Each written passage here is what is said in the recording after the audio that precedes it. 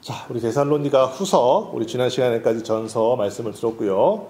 이 전서와 후서의 이 시간 차이는 그다지 많지 않아요. 한 2, 3개월, 학자에 따라서는 6개월, 혹은 1년, 이렇게 아주 짧은 시기에 이렇게 쓰여졌고, 데살로니가 전후서가 서신서 중에서는 가장 먼저 쓰여진 책입니다. 그러니까 가장 원시적인, 이 원시적인 표현이라는 좀 그렇지만은 가장 초기에 하나님의 그 말씀을 담고 있어. 어떻게 뭐 포장되거나 어떤 뭐 다른 사람들의 어떤 그런 관점이나 이런 것들을 다 떠나, 물론 모든 성경이 다 그렇긴 하지만은 가장 먼저 쓰여졌다는 거예요. 그러니까 가장 먼저 쓰여졌다는 말은 여기서 우리가 볼 수 있는 것은 사도 바울이 혹은 성령께서 혹은 시작성서 전부가 다 처음부터 이 복음이라고 하는 주제는 처음부터 끝까지 일관적으로 쓰였다는 거예요. 그러니까 데살로니가 전후서, 어떻게 보면 복음서들보다도 더 먼저 쓰였다고도 보는데요. 데살로니가 전후서부터 시작을 해서 우리 지난 시간에도 말씀드렸지만은 처음부터 하나님의 말씀은 주님이 다시 오신다라는 그 이야기를 하면서 시작을 하고 있다는 거예요. 그리고 물론 요한복음도 그렇지만은 가장 마지막 쯤에 쓰여진 성서가 또 요한계시록 아니겠어요? 계시록의 주제는 당연히 주님이 다시 오신다는 거예요. 그러니까 처음부터 이 신약 성서라는 것이 처음부터 끝까지 한결된 말씀을 하고 있는 거예요. 예수께서 죽고 부활하셨고 우리를 구원하셨고 반드시 다시 오신다라는 이야기를 처음부터 계속 이렇게 하고 있는 것이죠. 그래서 데살로니가 교회에게 이제 성령께서 사도 바울을 통해서 그들에게 이제 편지를 전했어요. 참 잘하고 있는 교회고 칭찬받는 교회고 너무 좋은 교회였으나 또 몇 가지 더 권면하는 말을 적어서 보냈습니다. 너희의 믿음을 지키고 끝까지 복음을 이렇게 견뎌내라, 환난을 이겨라고 했는데 그 편지를 받고 나서 이 데살로니가 교회에 또 극심한 핍박이 더 심해졌던 거예요. 그러니까 그 편지를 받고 나서 성도들이 이제 힘을 다해서 환난과 핍박을 견뎠겠지만 그럼에도 불구하고 세상의 핍박은 더욱더 심해져서 사도 바울이 한 번 더 격려의 말을 할 필요가 있었던 것이죠. 성령께서 한 번 더 교회에게 하시는 말씀이 필요했던 거예요. 그래서 두 번째로 급히 이 편지를 써서 짧게 3장이지만은 그렇게 메시지를 보냈어요. 그래서 핍박을 받고 있는 1장에서는 주로 내용상 핍박을 받고 있는 데살로니가 교회 성도들을 향한 격려예요. 격려의 말씀이에요. 격려의 말씀이고 또 2장에서는 이렇게 사람들이 그들도 인간이다 보니까요. 핍박이 극심하면 극심할수록 더욱 신앙이 좋아지는 것은 맞으나 인간이기 때문에 신앙이 믿음이 좋아지는 것은 바람직한 일이나 그럼에도 불구하고 몇몇 사람들은 더욱더 매달리게 되는 부분이 있어요. 이런 뭐라자면 좋은 믿음을 넘어선 어떤 정도를 벗어난 믿음을 갖게 되는 사람도 있게 되는 거예요. 그러니까 현실을 너무 무시하고 여기 데살로니가 교회 같은 경우는 종말론에 더 극심히 이제 매달리게 된 거예요. 임박한 종말론에 더 매달리게 되는 거예요. 이해가 안 가는 것은 아니에요. 가족이 죽고 재산이 빼앗기고 모든 것을 할 수 없고 괴롭고 어려운 상황에서는 붙들 수 있는 것이 믿음이고 신앙인데 그 신앙이 자칫 너무 과하게 가다 보면은 좀 그릇된 집착에 가까운 종말론에 이렇게 너무 이렇게 매몰되다 보니까 어떤 사람들은 직업도 버리고 그런 사람들도 우리가 종종 보지 않습니까? 이게 정상적인 신앙은 아닌 것이죠. 이단이라든지 이런 다른 어떤 이상한 단체에 끌려다니다 보면은 멀쩡히 다니고 있는 직장도 때려치고 자기만 때려치는 것이 아니라 남까지 때려치게 만들고 다시 모이게 만드는 것이죠. 그러니까 이런 식의 어떤 그런 그릇된 신앙의 모습들이 또 데살로니가 교회에 여전히 남아 있었던 거예요. 그래서 2장에서는 너희는 그렇게 살지 말아라. 이렇게 마음을 너무 그렇게 이렇게 동하지 말고 지금 너가 하고 있는 일 계속 해라. 이렇게 권면하는 내용이 2장이고 이제 3장에서는 교회 전체를 향한 권면, 이렇게 해라 저렇게 해라. 지금까지 잘하고 있지만 더 잘해라. 이런 식으로 이런 편지를 성령께서 바울을 통해서 데살로니가 교회 교인들에게 이제 하게 된 거예요. 그래서 오늘은 그 중에서 이제 1장에 관한 내용을 우리가 잠깐 살펴보려고 하는데요. 핍박에 대한 격려 파트인데, 당시에 이제 초대교회 시절이지요. 초대교회 시절은 여러분이 잘 아시겠지만 아주 극심한 핍박과 박해가 있었던 그런 시절이에요. 그런데 이 초대교회만의 문제는 아니었어요.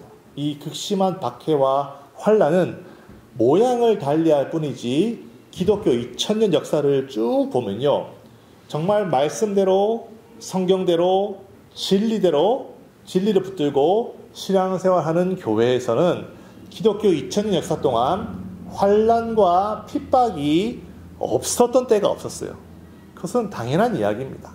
당연한 이야기. 그러니까 초대교회만 특별한 모습이 아니라 이때로부터 잠깐 지나서 이제 로마가 이제 기독교가 국교가 되면서 잠시 잠깐 평안함을 누리나 싶었지만 바로 이어서는 또 이슬람에 의한 핍박, 박해가 있었고요. 또 유럽에서는 로마 카톨릭, 물론 로마 카톨릭도 좋은 종교입니다. 때로는 좋은 종교일 수 있어요. 종교적인 측면에서는 상당히 좋은 종교입니다. 불교도 좋은 종교고 로마 카톨릭도 좋은 종교예요. 그렇지만 믿음을 가지고 있는 성경만을 진리로 받아들이고 있는 우리의 입장에서는 저들 또한 믿음의 형제 자매들을 엄청나게 많이 죽이고 핍박을 했어요. 이슬람도 죽이고 핍박을 했고 로마 카톨릭도 죽이고 핍박을 했어요. 대표적인 예로 침례를 받겠다. 침례받겠다고 주장한 사람들은 로마 카톨릭에서는요, 교황의 명령이 성경보다 위에 있습니다. 그래서 성경에서 침례를 줘도 교황이 침례 주지 마! 이러면 침례 주면 안 돼요. 하나님 말씀에 거부하는 거라고 그들 생각하는 거예요. 그런데 우리 믿음의 선배들은 그럽니까? 천만에 교황이 뭔데? 하나님 말씀이 더 위에 있지. 이러고 침례를 받은 거예요. 그럼 침례를 받으면 침례 받아라. 교황이. 침례는 받되 나오지 말라는 거예요. 그게 뭐예요? 물속에 빠뜨려 죽이는 거예요. 공식적인 문서 기록에 7천만 명이 그렇게 죽었어요. 침례 때문에 7천만 명이 죽었다니까요. 여러분. 상상이 되세요? 그렇게 극심한 핍박을 받아왔어요. 그리고 이후에는 이제 로마 카톨릭의 역사를 보면 역사를 보면 그렇다는 거예요. 로마 카톨릭의 이 권위가 땅에 떨어지기 시작했을 때가 바로 뭐 역사적으로 보면 프랑스 혁명, 나폴레옹 그런 시절입니다. 그럼 프랑스 혁명 정부, 나폴레옹은 기독교를 보호했을까? 천만의 말씀. 엄청나게 또 핍박을 했어요. 카톨릭이고 개신교 갈 거 없이 다 핍박을 했어요. 교회다니는 사람 다 죽여버리고 감옥에 가둬버리고 섬에 유배 보내버리고 그렇게 했어요. 실제로. 그리고 로마 카톨릭 이후에는 나치가 또 유대인만 죽인 줄 아십니까? 더 많은 믿음의 기독교인들, 본회파 같은 목회자인들이. 그래서 감옥에 간 거 아니겠어요? 그렇게 또 나치 사회주의자가 그렇게 또 핍박을 하더니 사회주의자가 가고 나서는 공산주의가 들어서 공산주의는 뭐 여러분 뻔히 아시지 않습니까? 또 믿음의 형제자매들 또 많이 핍박을 하고 환란을 가져주고 기독교 2000년 역사에요. 환란 없이 평안하게 신앙생활했던 역사가 제가 알기로는 별로 없습니다. 그럼 오늘날 우리가 편하게 하고 있느냐? 천만의 말씀. 마귀가요, 옷만 바꿔 입었을 뿐이지 여전히 지금도 믿음의 사람들을 믿음을 갖지 못하게 하고 믿음이 없는 사람들은 제대로 믿지 못하게 만들려고 얼마나 많은 지금 현대의 키워드는 두 개입니다. 바로 두 개입니다. 하나는 포스트 모더니즘. 그렇죠? 다원주의예요. 모든 게 다 진리라는 거예요. 네가 옳으면 나도 옳다. 그러니까 네가 맞으면 나도 맞으니까 건드리지 말자. 서로가 다 옳고 다 좋고 코이그지스트 할 수 있는 거 아니냐. 다 좋은 게 좋은 거야. 포스트 모더니즘. 옳고 그름이 없어. 너가 절대선, 절대 진리라고 주장하지만 그런 거 없어. 우리는 다 옳은 거야. 신도 없고 종교도 없는 세상을 생각해봐. 우리가 다 얼마나 서로 평화롭게 잘 살아갈 수 있지 않겠니? 지금 세상을 봐. 종교 때문에 얼마나 많이 죽이고 싸우고 피 튀기게 전쟁을 하고 있냐? 종교만 없어봐라. 우리가 얼마나 평화롭게 살 수 있겠냐라는 그런 말도 안 되는 허무맹랑한 그런 전쟁과 피 튀기는 싸움의 이유가 종교일까요? 그러니까 사람의 믿음 때문일까요? 천만의 말씀이에요.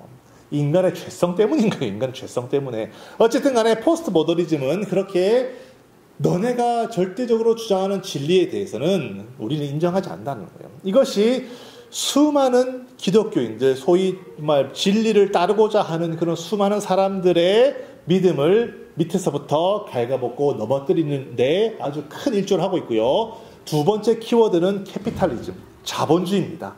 이제는요, 인류 역사 동안 지금처럼 대놓고 돈이 최고다라고 말하던 시절이 없었어요. 이전에는 신분이 최고다. 이전에는 혈통이 최고다. 이전에는 뭐 지식이 최고다. 의와 인과 예와 뭐 이런 것들이 최고다. 물론 뒤로는 다 호박씨 까고 뒤로는 다 돈을 이렇게 탐했을 지라도 겉으로 대놓고는 그래도 인의 예지가 중요하다. 뭐 진리가 뭐 중요하다. 뭐 혈통이 중요하다. 그랬던 시절이었다면 지금은요, 여러분, 대놓고 돈이 최고야 하는 시절이에요. 캐피탈리즘. 대놓고 돈이 최고야. 돈이 신이야. 돈만 있으면 모든 거 살 수 있어.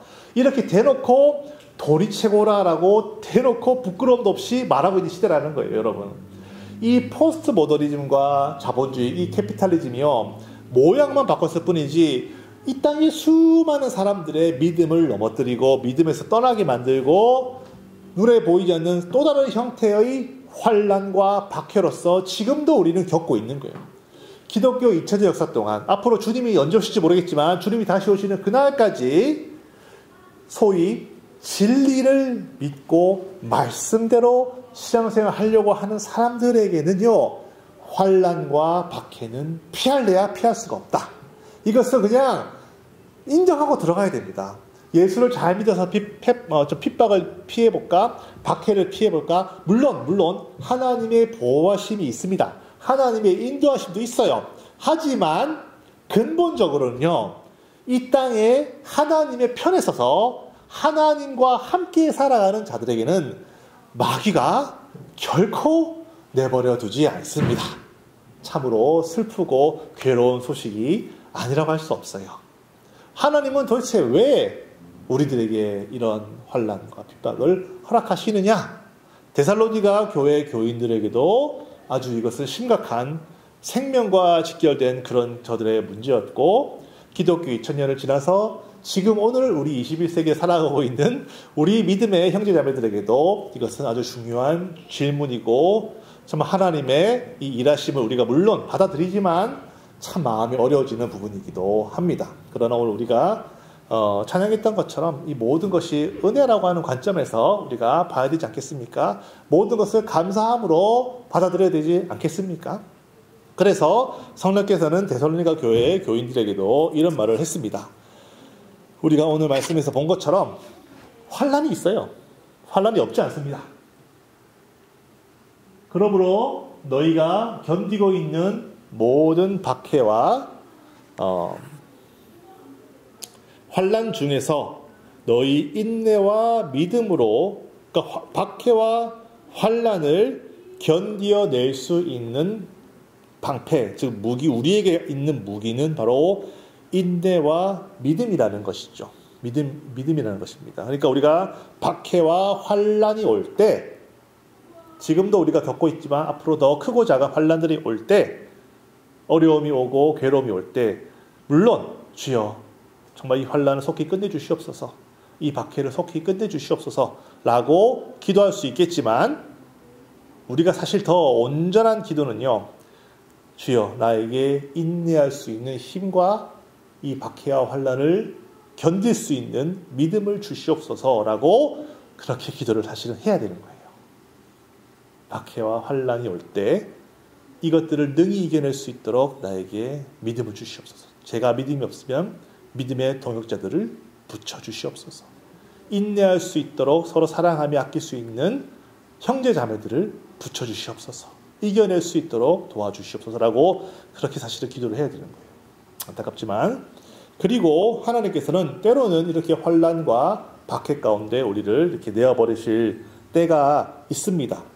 왜냐하면 5절에 너희로 하여금, 여기 핵심의 핵심 문장인데요, 너희로 하여금 하나님의 나라에 합당한 자로 여김을 받게 하기 위해서 때로는 환난으로, 때로는 박해로 그런 것들을 잠깐 허락하신다는 거예요. 하나님의 나라에 합당한 자로 여김을 받게 하기 위해서, 또 더 나아가서는 그 나라를 위해서 너희가 고난받는다라고 성령께서 데살로니가 교회 교인들에게 그렇게 영적인 진리를 밝히 말하고 있는 거예요. 그러니까 우리가 환난을 겪고 있고 박해를 받고 있는 것은 여러분들이 어떤 죄를 지어서가 아니에요. 여러분들이 어떤 그런 신앙이 부족해서가 아닙니다. 여러분들의 어떤 문제나 여러분들 속에 있는 어떤 그런 나쁜 죄악 때문에 그러는 것이 아니라, 물론 그런 것이 우리에게 다 있지요. 하지만 그런 것 때문에 핍박과 환난을 받는 것은 아니에요. 욥의 경우를 생각해보세요. 욥은 동방의 의인이었습니다. 의인이지만 때로는 박해를, 때로는 환난을 받을 때가 있다는 거예요. 왜냐하면 하나님의 나라를 위해서 그런 일들이 필요하다는 거예요. 우리가 다 하나님의 나라에 합당한 자로 역임을 받기 위해서 필요하다는 거예요. 우리의 죄 때문이 아니라. 예수님께서도 그래서 밝히 말씀하시기를 요한복음 15장에 이런 말씀하시죠. 15장 19절에 보시면 제가 읽어볼게요. 요한복음 15절, 여러분 잘 아시는 말씀이니까 찾아보실 필요는 없고요. 요한복음 15장 19절에 20절에 이렇게 말씀을 하고 계세요. 요한복음 15장 19절에 너희가 세상에 속하였으면 세상이 자기의 것을 사랑할 것이다. 너희는 세상에 속한 자가 아니고 도리어 내가 너희를 세상에서 택하였기 때문에 세상이 너희를 미워한다 라고 예수님께서 말씀하셨어요. 그러니까 우리가 세상이 우리를 미워하는 것은 우리가 무슨 물론 죄를 지으면 벌을 받지요. 그래서 일반 법칙을 얘기하는 것이 아니라 우리가 예수님 믿고 세상에 정말 해악을 끼치지 않고 정말 착하게 열심히 아름답게 살아가려고 노력한다 하여도 우리의 이유가 아니라 예수님이 여러분을 택했기 때문에 예수님이 하필이면 왜 여러분과 저를 택하셨기 때문에 세상이 우리와는 상관이 없이 저를 미워한다는 거예요. 세상의 신과 악한 영들이 이유도 없이 미워한다는 거예요. 왜? 예수님이 이건 내 거다라고 택하였기 때문에, 예수님이 자기 거라고 택했기 때문에 세상이 우리를 미워한다는 거예요. 그래서 박해와 환난이 끊이지 않게 오고 때로는 그것이 하나님의 뜻 안에서 잠깐 허락될 경우가 있는데 그 이유는 바로 여러분과 제가 첫째로는 하나님의 나라에 합당한 자가 되기 위해서 그렇게 허락하신다는 것입니다. 예수님께서는 우리를 구원하셨어요. 구원을 하셔서 구원하신 그 있는 그대로 우리를 천국에 보내시진 않아요.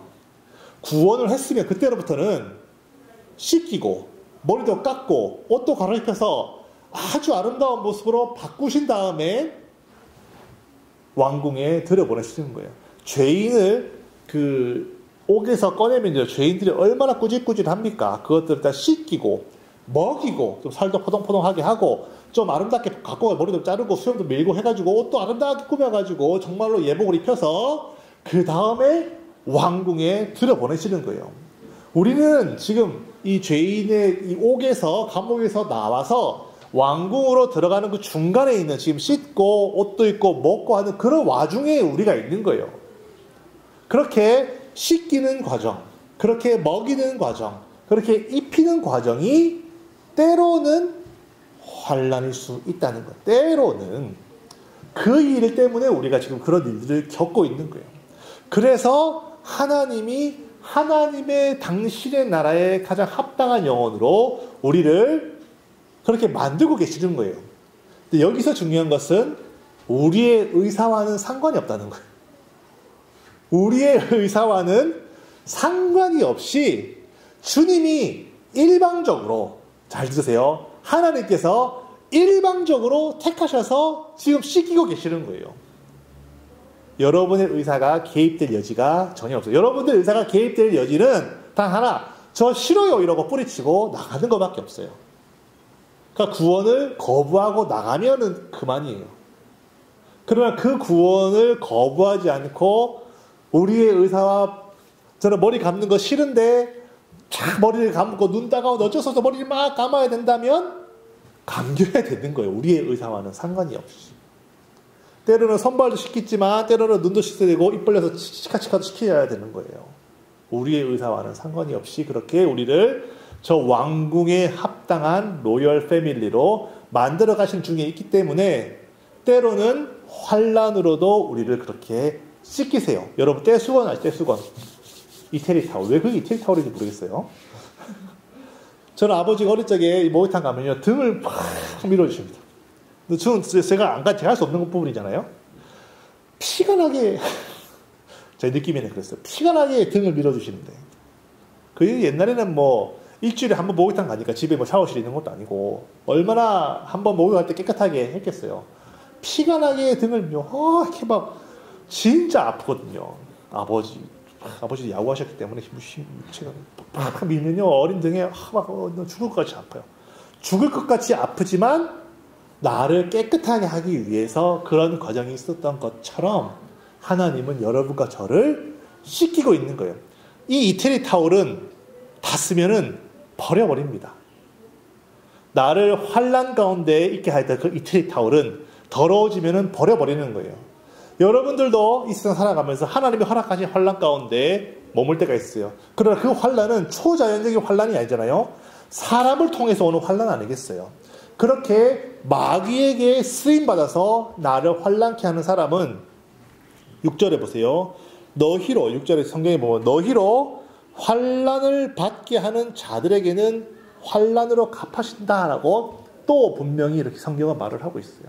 그러니까 예수 밖에 있는 그런 사람들은 다 우리를 위해서 우리의 거룩함을 위해서 우리의 하나님의 나라에 합당한 자로 역임을 받게 하기 위해서 잠깐 본인은 하나님께 쓰임받는지도 몰랐을 거예요. 물론 1차적으로 마귀에게 쓰임받는 거니까 마귀가 쓰는 자가 되어 우리로 하여금 환난을 겪게 하지만 이런 자들은요 걱정하지 마세요. 여러분 여러분의 손에 피를 묻힐 필요가 없어요.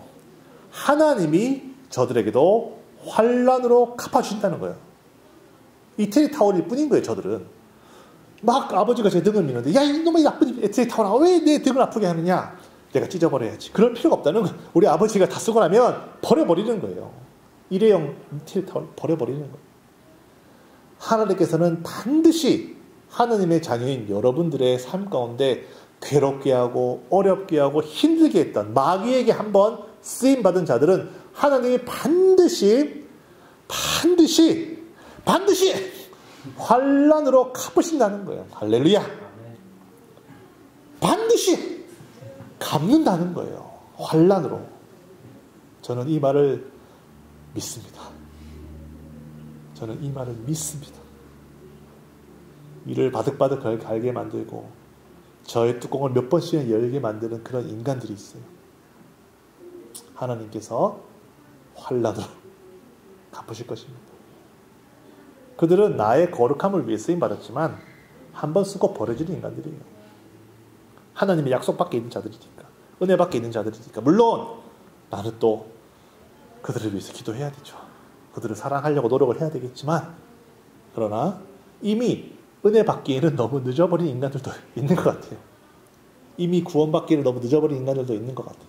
마음 자체가 너무 저쪽으로 가 있어가지고 어쨌든 간에 하나님께서는 환난으로 또 우리들에게는 7절에 환난을 받는 너희에게는 우리와 함께 안식으로 갚으시는 것이 하나님의 공의라고 그랬죠. righteousness. 그게 바로 하나님의 의라고 그랬어요.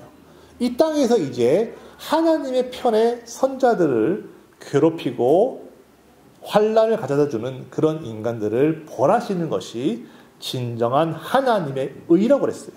하나님의 의. 그러니까 하나님의 의가 이 땅에 이루어지도록 계속 기도해야 되겠죠.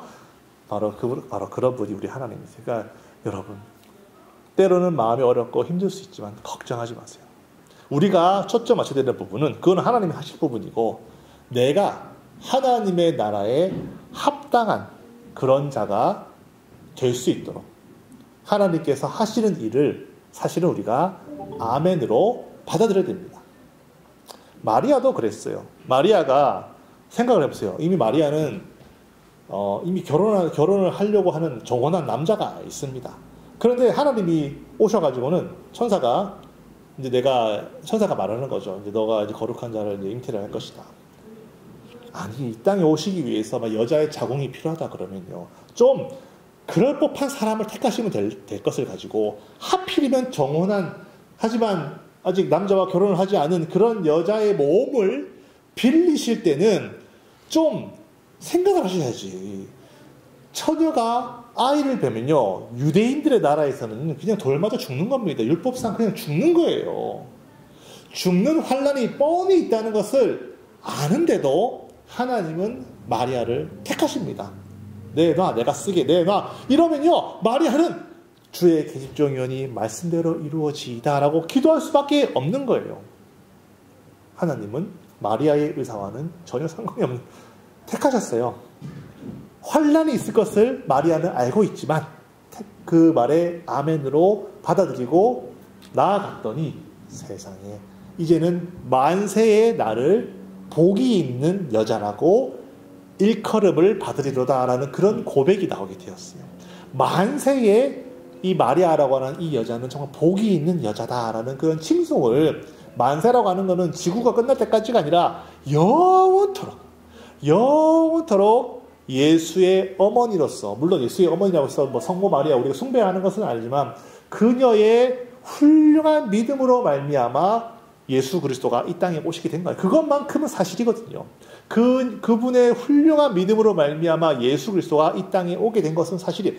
그분으로 말미암아 이 땅에 하나님의 나라가 열리는데 그분이 쓰임받은 것만은 사실이라는, 그 마리아가 쓰임받은 것만은 사실이라는 거 아니겠어요? 그러니까 생각해 보세요. 갈릴리, 정말 천대받는 지역 아닙니까? 갈릴리에 아무런 볼 것도 없고 기억할 것도 없고 알아줄 이유가 전혀 없는 수많은 마리아 중에 그냥 한 여자, 그냥 살다가 사라진 그런 한 여자였을 뿐인데 이제는 하나님께서 이 여자를 택하셔서는 만세의 복이 있는 하나님의 나라에 정말 합당한 사람으로 그렇게 만드셨으니 이게 주님이 하실 일이 주님이 하시는 일이 놀랍지 아니하냐는 거예요. 여러분과 저도 사실 큰 차이가 없어요. 우리도 우리가 무슨 세상에 유명한 사람도 아니고 세상에 그렇게 잘 나가는 사람도 아니고 아무것도 살다가 이 땅에 살다가 사라지던 그런 사람인데 이유도 알 수 없지만 여러분은 한 명 한 명을 우리 하나님 택하셔가지고는 하나님의 나라에 합당한, 우리가 어떻게 얼마나 합당한 모습으로 그 나라의 하늘에 빛나는 별처럼 그 나라에 박힐런지는 우리는 아직은 모르겠지만 하나님이 우리를 택하셔가지고 우리의 일생 가운데 그렇게 지금 우리를 그렇게 만들어가고 계신 중에 있다는 거예요. 그 와중에 좋은 날도 있겠지만은 굳은 날도 있는 거예요. 행복한 날도 있겠지만은 환란도 있는 거예요. 환란이 있을 때는 그 환란을 내가 이겨낼 수 있도록 믿음. 분명히 이 일을 통해서 하나님이 반드시 지금 나를 만들어 가시는구나. 하나님의 나라에 정말 합당한 사람으로 만들어 가시는구나라고 우리는 그렇게 생각을 해야 됩니다. 이게 바로 우리의 믿음이에요. 이런 간증은 세상에 너무너무 많이 있어요. 이런 일은 세상에 너무너무 많이 있어요. 그 중에 하나의 예만 제가 짧게 들고 오늘 말씀 마칠 건데요. 여러분들 혹시 배우 중에 이광기 씨라는 분 아시죠? 이야기를 많이 들어보셨을 거예요. 저는 잘 압니다. 개인적으로 안다는 게 아니라 저는 사극을 좋아하기 때문에 그분을 잘 알아요. 그분을 태조 왕건 때부터 제가 봐왔기 때문에 잘 아시는 분들 얼굴 잘 모르시면 찾아보시면, 근데 그분이 원래는 불교 신자셨는데 아내가 해가지고 이제 한 2000년쯤 돼서 이제 교회를 다니기 시작했지만 당연히 아내가 끌고 가니까 뜨뜻미지근했을 거 아니에요. 그러면서 그러는 와중에 이제 딸도 낳고 이제 아들도 낳았는데 그 사랑하는 그 아들을 도대체 2009년에 그만 신종플루에 걸려가지고 그만 그 아들을 먼저 하늘나라로 이제 보내버린 거 아니겠습니까? 그런 큰 환란을, 개인적인 큰 환란을 겪었어요. 그러니까 이제 얼마나 괴롭겠습니까? 상상하기도 싫은 그런 괴로움 아니었겠어요. 그런 큰 괴로움을 겪었는데, 그래서 이제 이광기 씨가 이제 죽으려고 이제 옥상에 딱 올라갔는데 얼마나 괴롭겠어요. 그러니까 이해가 가요. 그러니까 죽으려고 옥상에 딱 올라갔는데 옥상에 딱 가서 밤하늘을 딱 바라보는 순간에 그때 막 별이 하여튼 신비한 체험했던 모양에서 그때 하나님을 정말 만난 모양. 그때 정말로 성령이 그때 임했다고 생각하는 거예요. 그러면서 하나님, 그때 당시만 해도 아버지라고 부르기가 참 좀 믿음이 없어가지고 좀 어려웠던 모양이에요. 근데 진짜 내 아버지시구나라는 것을 그때 초자연적으로 알게 됐다는 거예요. 아들이 죽고 나서야 비로소. 그래가지고 이제 그때부터 이제 하나님께 기도하기를, 우리 아들 이름이 석규인데요. 석규가 천국에 잘 있는지 정말 내가 꿈에서라도 한번 보고 싶다고 막 그렇게 기도를 했대요. 꿈에서라도 한 번이라도 보고 싶다고 기도를 했는데 한 번도 꿈에 나오지 않았다는 거예요. 꿈에 나오지 않고 이제 막 그렇게 해서 주변에 몇 번에 이제 더 어려움이 있었지만 이제 그러는 와중에 2009년에 이제 아들을 잃었는데 2010년 1월에 여러분들 아시겠지만 IT에 대지진이 일어난 거예요. 대지진. 그때 추산 한 20만 명이 죽었다 그래요. 20만 명. 감이 안 오시죠? 동일본 대지진 때 일본의 그 큰 지진 후쿠시마 원전 내려앉은 그런 큰 그 큰 지진에 한 2만 명이 죽었다고 그래요. 2만 명. 엄청나게 많이 죽었죠. 그 2만 명 죽은 것보다 훨씬 더 많이 20만 명 정도나 되는 사람이 그 IT 대지진 때 그렇게 많은 사람이 죽었어요. 그래서 이광기 씨가 TV를 보다가 그 장면을 보는데 거기에 있는 아이들을 본 거예요. 거기서 고통받고 죽어가는 아이들을 본 거예요. 근데 하필 그때 하나님께서 참 놀랍게도 하나님 그러신 분이에요. 하필 그때 자기 아들 석규의 사망보험금이 나온 거예요. 그러니까 이 아이들을 TV에서 보는데 그 아이, 자기도 그 아픔을 겪었잖아요. 그 아이들을 보는데 도저히 견딜 수가 없어서 아들의 사망보험금, 사실 그 아들의 사망보험금 어디다 쓰겠어요? 아들 죽은 핏값인데 그거를 전액을 그 IT에 기부를 했다는 거예요. 기부를 다 했대요. 기부를 했는데 기부를 하고 나니까 월드비전에서 기부를 하고 나니까 이제 방송국에서 연락이 온 거예요. 우리가 지금 IT에 현장에 가서 이제 사람들을 이렇게 좀 도와주는 일을 할 거냐 같이 갈 거냐 그래서 막 그 이광기 씨가 기도를 했대요. 가야 됩니까 말아야 됩니까 기도를 막 했는데 하나님께서 아무 말씀 없었어요. 가야 됩니까 말아야 됩니까 했는데 하나님께서 아무 말씀이 없고 그냥 나는 너와 함께 하겠다. 그 말씀 하신다는 거예요. 근데 그 말씀을 듣는데 하나님의 마음은 그렇지 않을까? 내가 꼭 가라, 가지 마라 이게 아니라 우리도 어느 정도 성장을 하고 나면은 하나님께서 기뻐하실 일을 찾아서 하지 않습니까? 꼭 굳이 내가 그걸 하나님께 컨펌을 받아야만 가는 건 아니잖아요. 아니 이미 우리가 성령 안에 있고 이미 우리 하나님 안에 있으니까 하나님께서 기뻐하시는 일이 뭔지를 우리가 찾아서 알아서 할 수 있는 거 아니겠어요? 그러니까 하나님께서 나와 함께 한다는 그 증거만 있으니까 그러면 자기는 가겠다 해서 갔어요. 가서 보니까 지옥이 이런 지옥이 없었대요. 얼마나 그리고 나라가 못 사니까 수십만 명이 죽었으니까 몇 개월이 지난 여름이 됐는데도요. 그 잔해 속에 깔려있는 그 시체를 다 수습 못해가지고 도시 전체가 그냥 거대한 무덤이 된 것처럼 거기서 막 썩은 내가 나고 막 사람이 살았는지 죽었는지조차도 확인이 안 될 정도 추산 20만 명이니까요. 얼마나 많은 사람들이 죽었 그 도시 그 수도 근처에 그래가지고 그 막 돌아다니다가 이제는 이제 고아원에 가게 되는데 그 고아원에서 그 아이들이 부모가 살았는지 죽었는지도 모르는 수많은 아이들이 그 고아원에서 있는 거예요. 그러니까 자기도 자식을 잃어봤지 않습니까? 그러니까 이 아이들이 정말 그냥 아이들로 보이지가 않았는데 그 중에 한 아이가 자기를 딱 쳐다보는데 그 아이의 눈이 잊을 수가 없다는 거예요. 그 아이가 자기를 바라보는데 마치 자기 아들이 자기를 바라보는 것 같았다는 거예요. 그래가지고 그 아이를 물어보니까 똑같이 또 8살이래요. 그래 그 아이를 딱 안아보는데 그 아이를 딱 안는 순간에 자기 아들을 안는 것 같은 그런 그 체온을 그대로 느꼈대요. 자기의 잃어버린 그 아들. 그러니까 그 이광기 씨가 꿈에 아들을 한 번만 보게 해주십시오라고 기도했던 이유는 자기가 그 아들을 안았던 그 체온, 그 느낌이 자꾸 잃어버리는 게 너무 싫었던 거예요.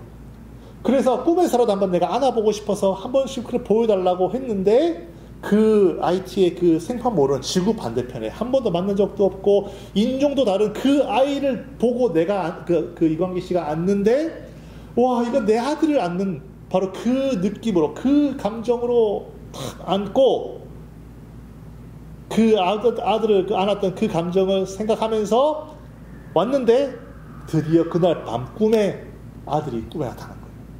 꿈에 아들이 나타났어요. 그렇게 기도해도 안 나타나던 게 그날 그 IT에서 그 아이를 안고 난 그날 밤에 자기 아들이 꿈에서 나타나가지고 아빠 나 너무 행복하고 너무 잘 있어요. 걱정하지 마. 대신 내 친구들을 많이 도와줘. 라는 말을 듣고 깼다는 거 아니겠어요? 여러분 영혼이 있을까요? 여러분 영혼은 정말로 있습니다. 천국이 있냐고요? 천국은 정말로 있다는 거예요. 하나님의 나라는 정말로 있다는 거예요. 그래가지고 그 꿈을 깨고 나서 이광기 씨가 이제 한국에 와가지고 내가 무엇을 해야 됩니까 하나님? 정말 나를 도와주세요. 우리가 저 아이들 내가 도와주고 싶다. 막 기도를 했더니 그때로부터 매년 동안 이제 우연히 이제 작가들도 만나게 되고 예술가들도 만나게 돼가지고 매년 자선 미술품 경매를 열게 된 거예요. 그 이유를 알 수 없어요. 그걸 열게 돼서 매 12년 동안 1년도 쉬지 않고 계속 하게 되면서 그 일을 통해서 IT의 학교를 3개를 지었대요. 여러분 학교 하나 세우는 일이 보통 일이 아닙니다. 학교 하나 세우는 것도 어려운 일이 쉬운 일이 아닌데 그 IT의 아이들을 위해서 정말 아이들을 사랑하는 마음으로 비록 자기는 아들을 잃었지만 그 아이들을 사랑하는 마음으로 학교를 3개나 짓게 되고 이제는 IT에 있는 아이들뿐만 아니라 다른 해외 아동들도 후원을 하게 되었으니 여러분 오늘 말씀을 잘 생각해 보세요. 하나님이 한 사람을 구원하셔서 그 한 사람만 바라는 것이 아니라 이 사람이 하나님의 나라에 가장 합당한 모습으로 성장시켜 나가고 계시는 와중에 때로는 크고 작은 환난, 정말 아이를 잃는 것 같은 그런 무시무시한 일은 사실 우리는 정말 입에 오르는 것도 무서울 정도로 어렵고 괴로운 환난 중에 환난이지만 어쨌든 그 우리의 소관이 사실 아닌 것 같아요. 안타깝게도. 그렇지만 제가 여기서 말씀드리고 싶은 부분은 우리를 구원하셔서 때로는 불 가운데로 때로는 물 가운데로 지나게 하시는 것은 우리 하나의 열매만 바라는 것이 아니라 우리를 통해서 많은 열매를 바라시고 그 많은 열매를 통해서 여러분 한 명 한 명이 저 영원한 나라에 영원히 빛나는 가장 아름다운 별, 가장 아름다운 스타, 가장 아름다운 하나님의 나라에 가장 합당한 자가 되게 하기 위해서 여러분과 저를 매일매일 성령께서 인도해 가셨다는 거예요. 우리가 열심히 내가 하나님 나라에 합당한 자가 되어야지. 이런 것보다 훨씬 더 크게 하나님은 여러분 한 명 한 명을 놓고 지금 일하고 계시다는 거예요. 그게 바로 이 데살로니가 1장의 주제입니다. 하나님은 우리가 하나님의 나라에 합당한 자가 되기를 너무나도 원하고 계세요. 그러니까 여러분 환난을 겪을 때 개인적인 환난이든 사회적인 환난이든 나라의 환난이든 환난과 박해를 받을 때 내가 하나님의 나라에 합당한 자가 되기 위해서 지금 하나님이 내 인생 가운데 깊이 들어오셔서 일하고 계시는구나. 이것이 때로는 어렵고 괴롭지만 이것 또한 은혜구나. 이것 또한 감사함으로 받아야 되겠구나. 더 나아가서 이 환난과 고통과 박해를 빨리 끝낼 수 있는 방법은 내가 되려 하나님의 나라에 합당한 자가 아예 되어버리는 거예요. 하나님이 내게 원하시는 것은 특정한 일정 기간을 원하시는 것이 아니라 이 기간을 통해서 내가 더 하나님의 나라에 합당한 자가 되기를 바라시는 거잖아요. 그러니까 아예 이것을 피하려고 하는 것이 아니라 아예 그러면 내가 더 하나님의 나라에 합당한 자가 되어버려야 되겠구나. 이렇게 결심을 한다면 환난과 박해가 더 이유가 없잖아요. 빨리 끝날 수도 있지 않을까요? 하나님이 우리에게 원하시는 것은 그런 열매를 바라시는 거니까. 환난과 박해가 올 때마다 주여 내가 더 주님의 나라에 합당한 자가 되기를 바랍니다. 그렇게 되어버리기를 결단하시기를 예수의 이름으로 축원합니다. 우리가 개인적으로 겪는 수많은 환난과 핍박 다 있습니다. 있겠지만은 결심하세요. 오늘부터라도 내가 주여 내가 정말로 하나님의 나라에 합당한 자가 되어 정말 하나님이 원하시는 이 시험의 기간, 하나님이 원하시는 이 연단의 기간을 내가 빨리 졸업할 수 있도록 나를 도와 주시옵소서. 주여 내게 원하시는 것이 무엇입니까? 내가 어떠한 것을 내가 연단받고 어떠한 열매가 되기를 원하십니까? 나를 도와 주시옵소서. 성령께서 나를 도와 주시옵소서. 그렇게 기도하며 나아간다면 하나님께서 그때와 시간을 단축시켜 주실지도 모르지 않겠습니까? 그렇기 때문에 우리가 결단하고 하나님이 정말 원하시는 열매가 되게 하여 달라고 이 시간 다 같이 자기 영혼을 위해서 우리 모두를 위해서 시간 기도하시겠습니다.